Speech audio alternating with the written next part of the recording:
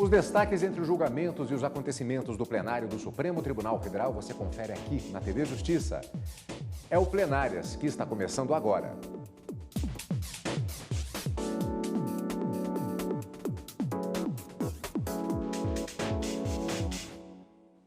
Acompanhamos durante todo o ano de 2018 grandes julgamentos ocorridos no Supremo Tribunal Federal, ao vivo direto do plenário e os principais momentos da semana aqui no Plenárias. Hoje vamos relembrar os principais temas abordados pelos ministros do Supremo Tribunal Federal neste período. Decisões que foram tomadas e afetam a vida de toda a população brasileira. Na primeira reportagem da retrospectiva 2018, vamos mostrar os direitos garantidos ao cidadão ao longo desse ano. Um deles foi a possibilidade de transexuais e transgêneros alterarem nome e sexo no registro civil sem a necessidade de cirurgia ou decisão judicial. Ter no documento, ter um registro civil acima de tudo, nos dá autonomia para poder também combater, dar uma resposta à discriminação. Somos todos iguais, sim, na nossa dignidade, mas temos o direito de ser diferentes em nossa pluralidade, nossa forma de ser. Respeito, igualdade e dignidade. Foi o que o Supremo Tribunal Federal quis garantir aos transexuais a partir da decisão de março deste ano. Basta apenas ir a um cartório e alterar nome e gênero no registro civil sem a necessidade de cirurgia e laudos médicos. E não foi só esse direito que foi assegurado aqui no plenário do STF. Durante o ano de 2018, a Corte decidiu temas importantes e que afetam a vida de todos. Um desses casos é a obrigatoriedade que os planos de saúde têm de ressarcir o SUS quando o segurado é atendido em hospitais públicos.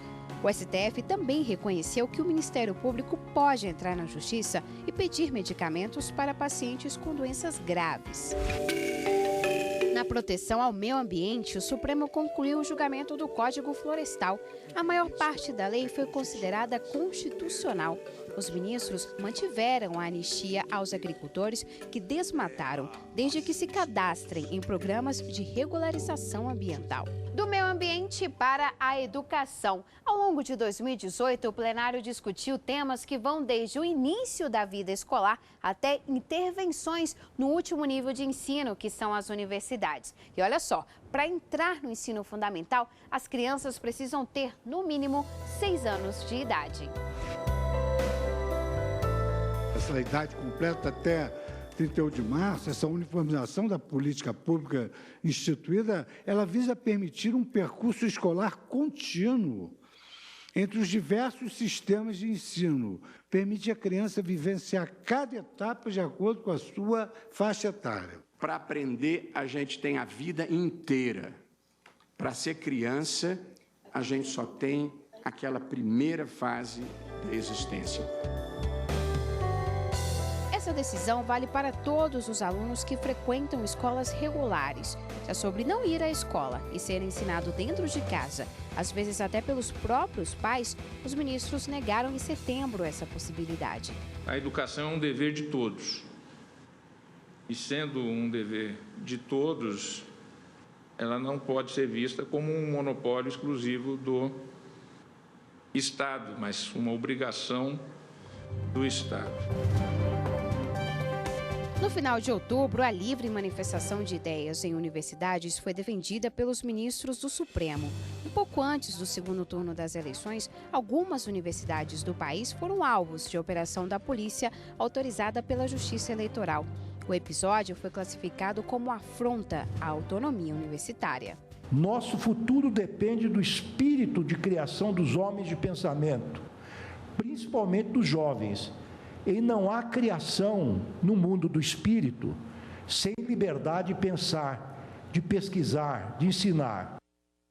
Ao longo do ano passado, os ministros buscaram garantir inúmeros direitos aos trabalhadores, como estabilidade para grávidas, da confirmação da gravidez até o 5º mês após o parto. Também discutiram sobre a terceirização de atividade fim. 5 sessões plenárias dedicadas à terceirização. O trabalho trabalho agora é um direito humano subjetivo, portanto, não é mais uma mercadoria. A terceirização é, na verdade, um moderno sistema de organização empresarial. A grande discussão aqui no plenário foi sobre terceirizar a chamada atividade fim de uma empresa. Mas o que seria isso? Vamos então imaginar uma construtora. O objetivo dela é construir casas, prédios e outros tipos de construções. Os pedreiros, eletricistas, engenheiros e pintores estão diretamente ligados à obra e, por isso, exercem a atividade fim. Já, por exemplo, o pessoal da limpeza e as secretárias se encaixam na atividade meio, porque não depende deles a obra. Em agosto de 2018, o Supremo decidiu que sim, as empresas podem contratar terceirizados para todos os setores. Sem trabalho não há falar-se em direito ou garantia trabalhista. Sem trabalho, a Constituição Social não passará de uma carta de intenções. Não acarreta, segundo penso, a temida precarização social do direito do trabalho, nem expõe o trabalhador terceirizado a condições laborais adversas que possam reeditar em inaceitável retrocesso social. E sabe a contribuição que os trabalhadores eram obrigados a pagar todos os anos para os sindicatos? Ela agora é facultativa.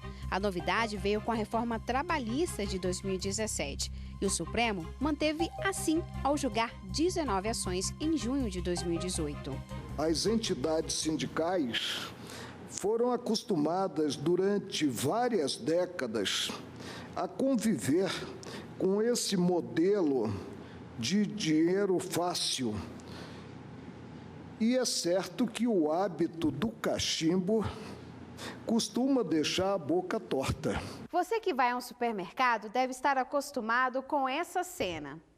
Empacotadores ajudando a embalar as compras.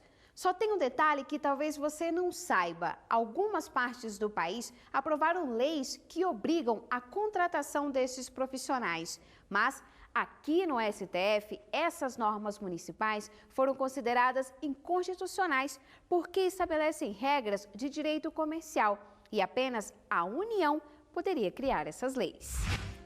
O Supremo também analisou no ano passado a demissão de funcionários de estatais. Decidiu que a empresa brasileira de Correios e Telégrafos só pode demitir se justificar os motivos. A Corte julgou um recurso dos Correios com base em uma decisão de 2013, quando o STF entendeu que os empregados dos Correios não têm estabilidade no serviço público. Quando se faz um processo seletivo ou um concurso público de ingresso, é preciso que a demissão siga inversamente o mesmo rito, ainda que aproximado. E restringimos a tese apenas ao que foi discutido especificamente dos autos, que era a situação da empresa brasileira de Correios e Telégrafos. Ainda durante o ano de 2018, duas decisões importantes para as gestantes. Os ministros confirmaram que as mulheres grávidas têm estabilidade desde a confirmação da gravidez até o 5º mês após o parto. É de caráter objetivo, de modo que se a gestante for capaz de provar documentadamente que já se encontrava grávida no momento da demissão, penso que o conhecimento do empregador é indiferente. E também, candidatas grávidas podem remarcar o teste de esforço físico de concursos públicos. Por uma razão, dentre as várias, de modo especial, é aquela que deriva do artigo 6º da Constituição da República Federativa do Brasil, que eleva a condição de direito social à proteção à maternidade.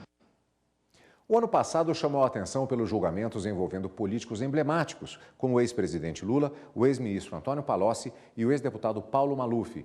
Veja os casos analisados pelos ministros do Supremo Tribunal Federal na área de direito penal. No começo de abril de 2018, toda a atenção do Brasil se voltou para o Supremo Tribunal Federal. Toda decisão judicial é importante. Entretanto, algumas têm, eventualmente, maior impacto que outras, mas todas são tratadas pelos juízes com igual rigor e responsabilidade por este e por qualquer tribunal. A corte ia julgar o habeas corpus preventivo do ex-presidente Luiz Inácio Lula da Silva. O trânsito próximo da Praça dos Três Poderes foi fechado. 4.000 manifestantes acompanharam tudo na frente do Congresso Nacional em um forte esquema de segurança. Dentro do plenário, a defesa queria evitar a prisão de Lula. Ele foi condenado a 12 anos de prisão no regime fechado por corrupção passiva e lavagem de dinheiro no caso do Triplex, no Guarujá. A segunda instância confirmou a sentença, o que já permitia a imediata prisão do ex-presidente. Foi um julgamento longo, durou quase 11 horas. Cada ministro aqui do STF votou se havia alguma ilegalidade na decisão do Superior Tribunal de Justiça, que tinha negado habeas corpus de Lula para evitar a prisão. Foi uma decisão apertada.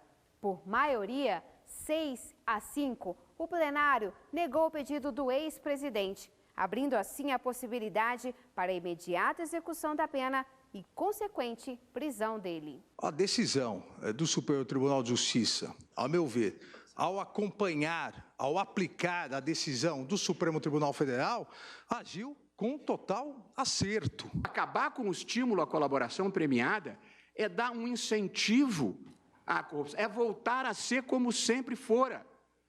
Vai ser a renovação do pacto oligárquico de saque ao Estado brasileiro. Não tenho como reputar ilegal, abusivo ou teratológico acórdão que, forte nesta compreensão do próprio Supremo Tribunal, rejeita a ordem de habeas corpus. O respeito à sua própria jurisprudência é dever do Poder Judiciário, porquanto uma instituição que não se respeita não pode usufruir do respeito dos destinatários de suas decisões, que é a sociedade e o povo brasileiro. 2 outros julgamentos também chamaram a atenção, o de Antônio Palocci e o de Paulo Maluf. Palocci, que foi preso em setembro de 2016 em Curitiba, queria a liberdade. Já Maluf tentava manter a prisão domiciliar. No caso do ex-ministro Palocci, a prisão foi mantida. A soltura do paciente constitui risco efetivo à ordem pública ante a possibilidade, que é concreta, de reiteração delitiva. Para Maluf, prisão humanitária diante do quadro de saúde do deputado federal afastado. Estou deferindo de ofício a prisão domiciliar e monocraticamente. Em 2018, o STF, que julga casos importantes de autoridades da alta cúpula do poder, decidiu restringir o chamado foro privilegiado de deputados e senadores. Agora só permanecem na corte os processos criminais cometidos durante o mandato e relacionados ao cargo de parlamentar. Também foi decidido em 2018 que não cabe mais ao Supremo julgar casos de políticos que cometeram improbidade administrativa. E ainda, não há prazo para a cobrança dos valores desviados. O Supremo também decidiu em 2018 proibir a condução coercitiva de investigados, muito usada durante as operações ligadas ao Lava Jato. Para a maioria dos ministros, a prática vai contra o direito de liberdade dessas pessoas. A condução coercitiva representa uma supressão absoluta, ainda que temporária, da liberdade de locomoção. A razão de ser da condução coercitiva está na Constituição Federal, que revela que não há uma razão de ser para ela ser implementada, a não ser, repito, o desgaste irreparável do conduzido. Se o réu for devidamente intimado para o seu interrogatório e não comparecer no dia e local indicados na intimação, outra consequência não poderá ser extraída, senão a de que preferiu simplesmente não comparecer, não havendo nessas hipóteses a necessidade de adiamento de audiências ou a realização de diligências para trazê-lo ao fórum, entre aspas, debaixo de vara. O Supremo Tribunal Federal também julgou outro assunto importante na área criminal e que interfere no dia a dia das pessoas. Os ministros confirmaram: fugir do local do acidente é crime, assim como está previsto no Código de Trânsito Brasileiro. Outros destaques do plenário do Supremo Tribunal Federal você confere logo depois do intervalo, aqui nesta edição especial do Plenárias, com a reprise de 2018 no plenário do Supremo Tribunal Federal.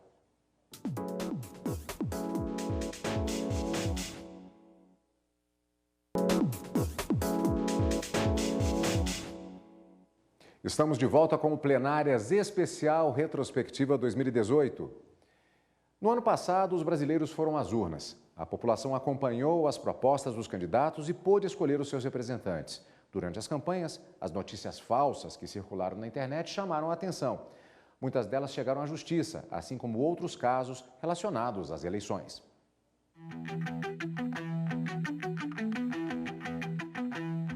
2018 foi marcado pelas eleições gerais no país.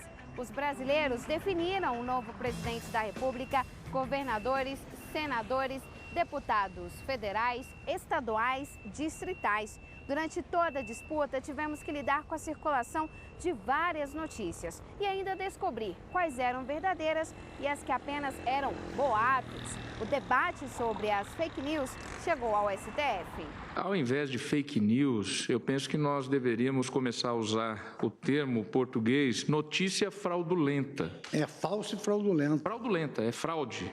É uma notícia fraudada. Dolosamente. Exercer cidadania não é compartilhar notícias enganosas. As notícias devem ser, primeiramente, checadas e, depois de checadas, compartilhadas com responsabilidade.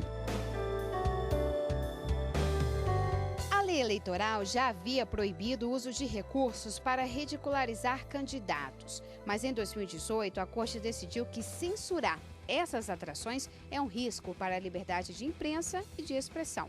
Sobre regras eleitorais, o Supremo confirmou uma tradição de mais de 5 décadas de que o Tribunal Superior Eleitoral deve julgar recursos contra a diplomação de políticos eleitos.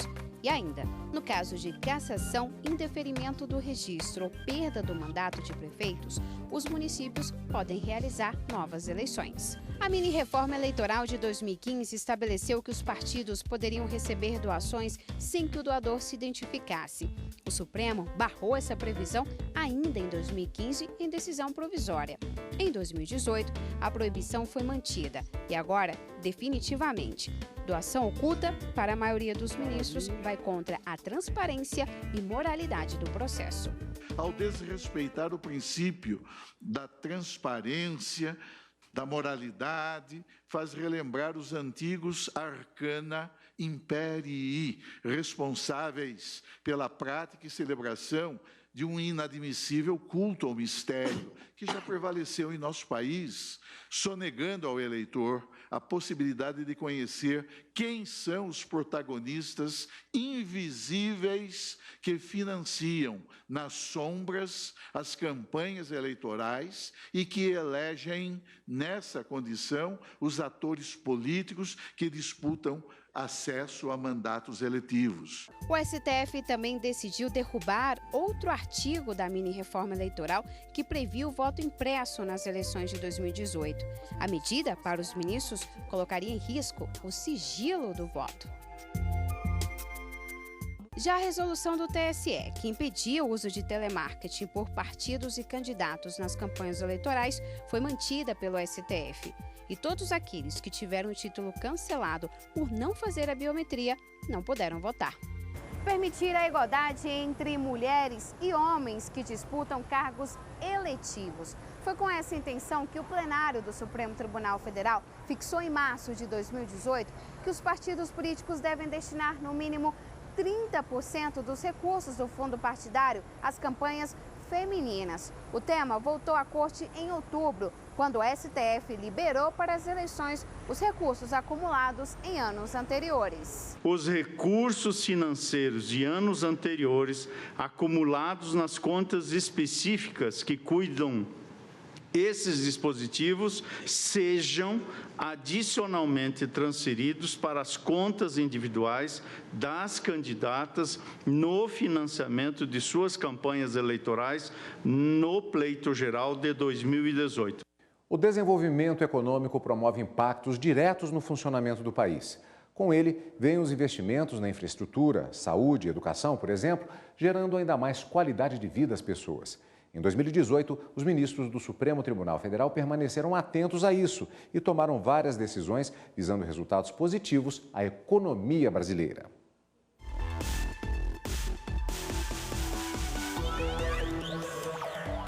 Fim dos anos 80, início da década de 90. O Brasil passava por um período de forte inflação. Para conter esse transtorno na economia, o governo lançou planos econômicos.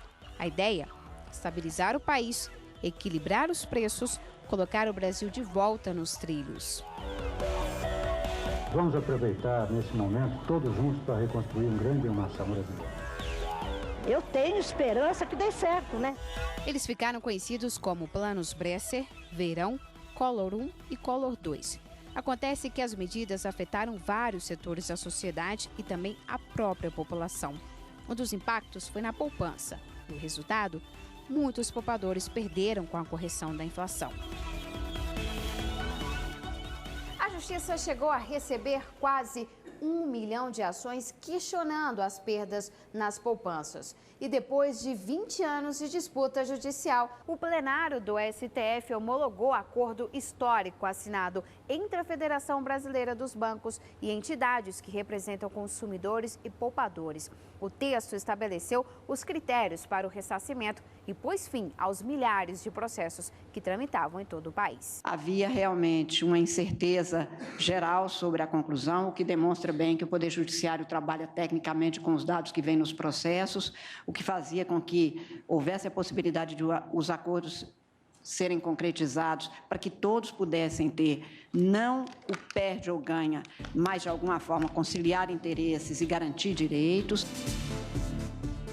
Em outro caso, também envolvendo planos econômicos, o STF negou recurso da Caixa Econômica e obrigou o banco a pagar a um grupo de trabalhadores as diferenças de correção monetária sobre saldos de contas vinculadas do FGTS. 900 processos estavam esperando essa decisão do Supremo. A Corte está admitindo a correção monetária do FGTS, mesmo em face do Plano Collor 2.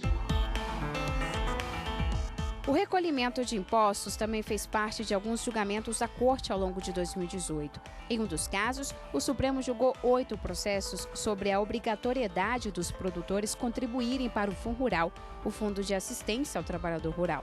E o Supremo decidiu: o pagamento vale desde 2001, quando o tributo foi criado. Um outro fundo, o Fim Social, deve ser pago por empresas, mesmo que elas sejam prestadoras de serviço. O Fim Social serve para custear investimentos de caráter assistencial em alimentação, habitação popular, saúde, educação, justiça e amparo ao pequeno agricultor. Existem algumas situações em que o poder público precisa de uma propriedade que está ocupada por um cidadão para fins sociais ou reforma agrária. É quando ocorre a desapropriação. E no ano passado, o plenário do STF decidiu reduzir os juros compensatórios nesses casos, de 12% para 6%. Um dos principais argumentos é que a porcentagem maior que prevalecia em 2001 levava em conta a conjuntura de estabilidade econômica e inflacionária do país, diferente da atual realidade. A lei fez uma ponderação entre justa indenização e legítimos interesses da administração e estabeleceu que a alíquota razoável era de 6%. Um outro tema julgado em 2018 foi sobre a imunidade tributária, ou seja, quando é permitido o não pagamento de impostos. A dúvida era: se a Caixa de Assistência dos Advogados, órgão ligado à Ordem dos Advogados do Brasil, teria direito a essa proteção. Já que a OAB não tem obrigação tributária, os ministros consideraram que as caixas também devem ser beneficiadas. É pacífico o entendimento que a imunidade tributária, fruída pela Ordem dos Advogados do Brasil, é da espécie recíproca na medida em que a OAB desempenha atividade própria de Estado.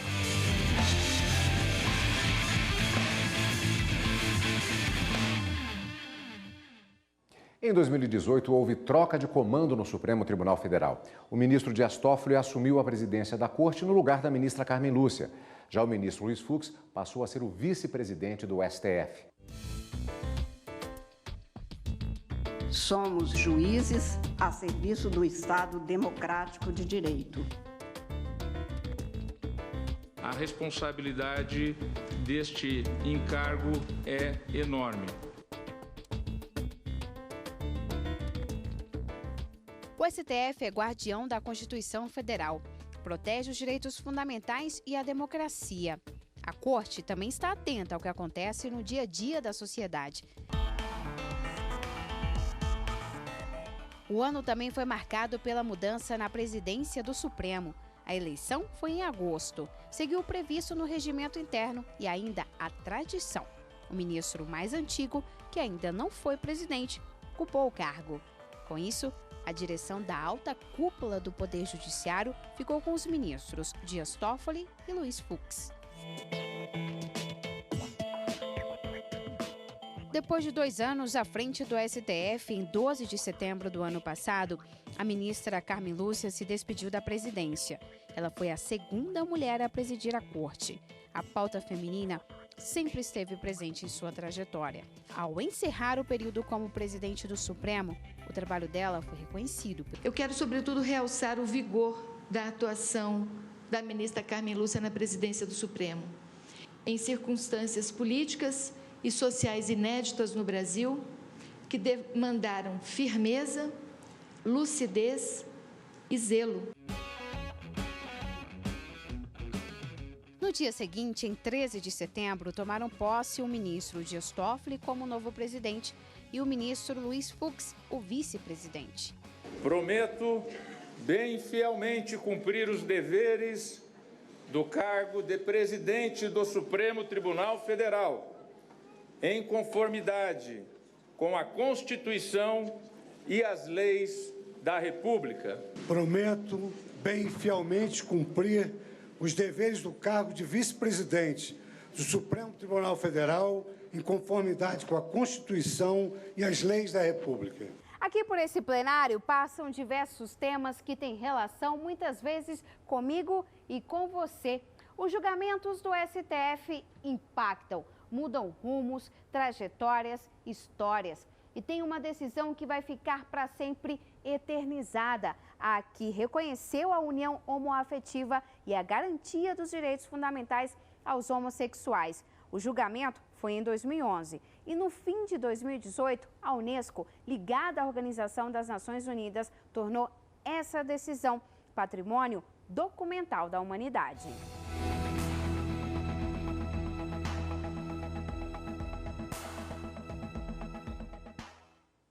Na próxima semana, o Plenárias volta com reprises de programas com mais dos principais julgamentos do plenário do Supremo Tribunal Federal em 2018. E em fevereiro, com edições inéditas e as decisões dos ministros do Supremo Tribunal Federal em 2019. Obrigado pela companhia como sempre. E continue conosco aqui, na TV Justiça.